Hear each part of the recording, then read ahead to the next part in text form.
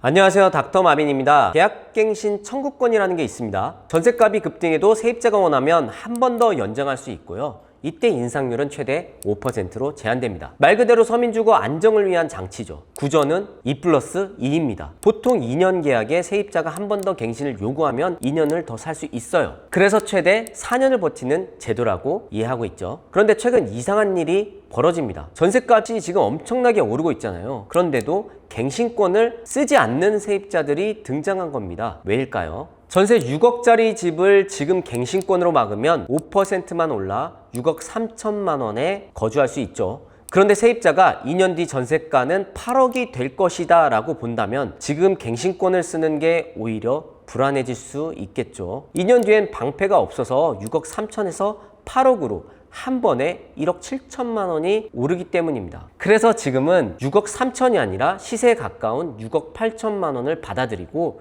갱신권을 아껴두는 것입니다. 그러면 2년 뒤에 전세가가 8억이 되더라도 갱신권으로 6억 8천에 5% 인상, 약 7억 7천만 원으로 막을 수 있는 것입니다. 지금 5천을 미리 내는 대신에 나중에 거의 1억 가까운 돈을 막겠다는 계산이 깔려 있는 겁니다. 갱신권을 쓰지 않는 전세 계약은 평균 6% 넘게 오른 반면 갱신권을 쓴 계약은 오히려 소폭 낮아졌다는 통계도 있습니다. 더 큰 문제는 앞으로입니다. 서울은 연간 4만 5천 호 안팎의 주택이 필요한데 올해 입주 물량은 그 절반도 될까 말까 한 수준이고 내년에는 1만 호 안팎으로 더 줄어 역대급 공급 절벽이 예정되어 있습니다. 이렇게 전세, 월세, 매매가 동시에 오르니 젊은 세대 일부는 이 돈은 낼 바에 차라리 사자라고 돌아서고 있는 거고요. 정부도 공급이 중요하다는 걸 모르지 않습니다. 김용범 대통령실 정책실장은 관훈 토론회에서 주택 닥치고 지켰다라며 공급의 시급성을 강조한 바 있죠. 그런데 문제는 말은 공급인데 실제 정책은 민간 공급을 위축시키는 방향으로 가고 있다는 점입니다. 왜 그럴까요? 공급이라는 말은 정확히 뜯어봐야 합니다.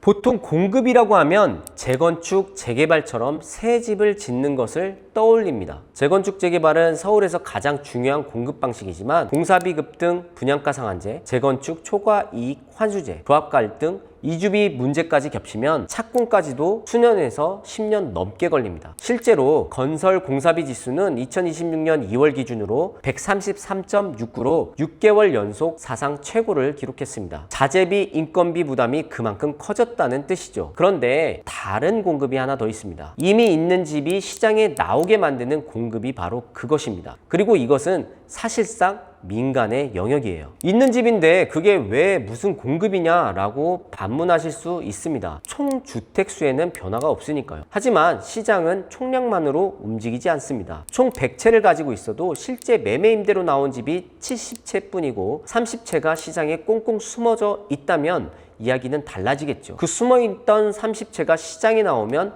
새로 짓지 않아도 공급 효과가 생긴다고 볼 수 있는 것입니다. 특히 지금 중요한 건 매매 공급보다 전 월세 공급입니다. 지금 매매 시장이 막 폭등하는 그런 구조가 아니잖아요. 동탄이라든지 반도체 수요가 풍선 효과처럼 던이 돼서 집값을 올리는 일부 지역은 매매가 좀 이슈가 되긴 하지만 서울이나 수도권 지역은 최근에 대출이라든지 규제가 계속 강화되다 보니까 매매 시장 그리고 거래량이 전년 대비해서 급격하게 줄어든 게 사실입니다. 집이 있어도 전세나 월세로 나오지 않으면 세입자에게는 없는 집과 같으니까요. 그런데 현재 정책은 다주택자와 민간 임대사업자가 시장에 남기 어려운 방향으로 가고 있습니다. 임대 시장이 굉장히 공급이 부족한 상황이고 어떻게 보면 임대 시장의 공급자 역할을 하는 다주택자와 민간 임대사업자들한테 유화적인 정책을 줘야 되는데 이들을 계속 압박하다 보니까 이들이 시장에서 더 나가게 되면서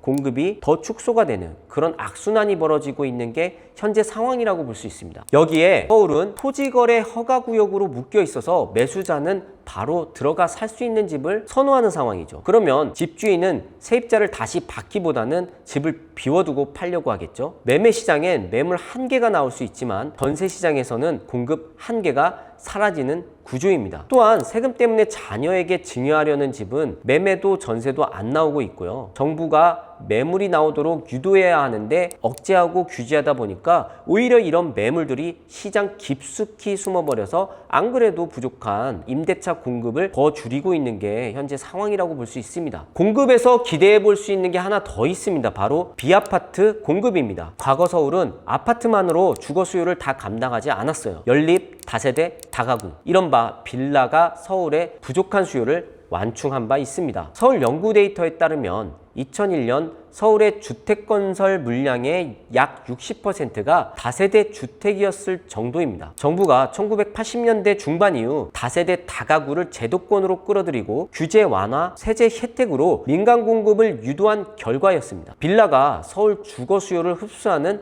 중요한 완충장치였던 셈이었던 거죠. 그런데 지금은 이 완충장치가 망가졌습니다. 과거에 전세 사기 아시죠? 전세 사기 이후에 빌라 전세 불신이 커졌고 그 다음에 원자재 인건비로 공사비가 올랐습니다. 그러니까 우리가 2022년 3년 러시아 우크라이나 전쟁이 일어나면서 원자재 공급 병목 현상이 일어나면서 원자재 가격이 오르게 되죠. 그리고 또 인플레이션 영향으로 인건비도 오르게 됩니다. 비아파트는 아파트보다 짧은 기간에 공급할 수 있는데도 불구하고 공급이 이루어지지 않았죠. 현재 비아파트 시장은 굉장히 비활성화되어 있고 시장에서 외면받았던 게 사실입니다. 자, 그런데 이런 비아파트 시장을 단기적인 완충장치로 정부가 활용을 해야 되는데 다주택자 규제를 강화하고 심지어 등록 임대주택 세제 혜택 축소도 검토하고 있다고 합니다. 논리는 이렇습니다. 등록 임대 혜택 때문에 다주택자가 안 팔고 버틴다. 그러니까 혜택을 줄여서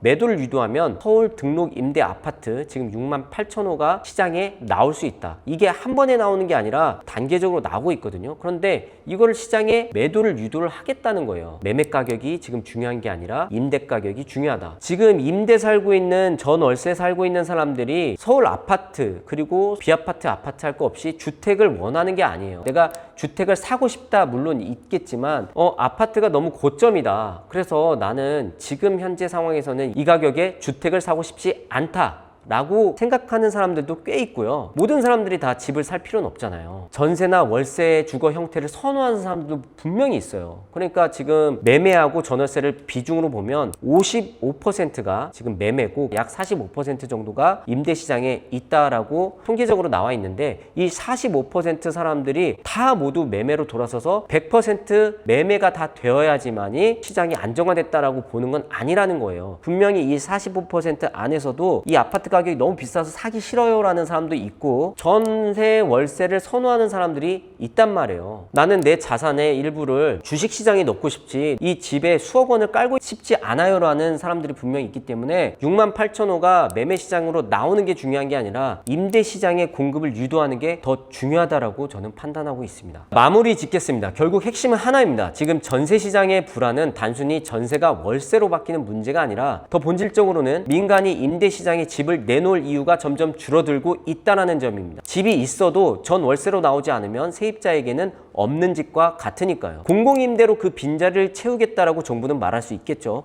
하지만 서울에서 당장 필요한 집은 국가가 단기간에 충분히 공급하는 건 현실적으로 어렵습니다. 신도시도 재건축도 오래 걸리고 비아파트는 전세 사기 이후 신뢰를 잃었습니다. 민간 임대사업자는 규제로 위축되고 있습니다. 그러면 남은 선택지는 좁아지게 되겠죠. 전세는 비싸지고 월세 부담은 커지고 버티기 어려운 사람은 점점 더 외곽으로 밀려나게 되겠죠. 그래서 전세갱신권을 아껴두는 세입자의 선택은 단순히 개인의 계산이 아니라 시장의 불안을 보여주는 단편적인 장면이라고 볼 수 있습니다. 세입자들은 압니다. 지금 계약보다 다음 계약이 더 무서울 수 있다는 것을요. 그래서 지금 조금 더 내더라도 마지막 방어권을 뒤로 미루는 선택을 하는 겁니다. 한 줄로 정리하면 전세가 사라지는 것보다 더 무서운 건 민간 임대 공급 자체가 사라지는 것입니다. 정부가 정말 공급을 말하려면 새 아파트를 짓겠다는 장기 계획만으로는 부족합니다. 이미 있는 집이 시장에 나오게 하고 민간이 임대 시장에 남을 이유를 만들고 빌라 다세대의 신뢰를 회복할 수 있도록 해야 합니다. 그렇지 않으면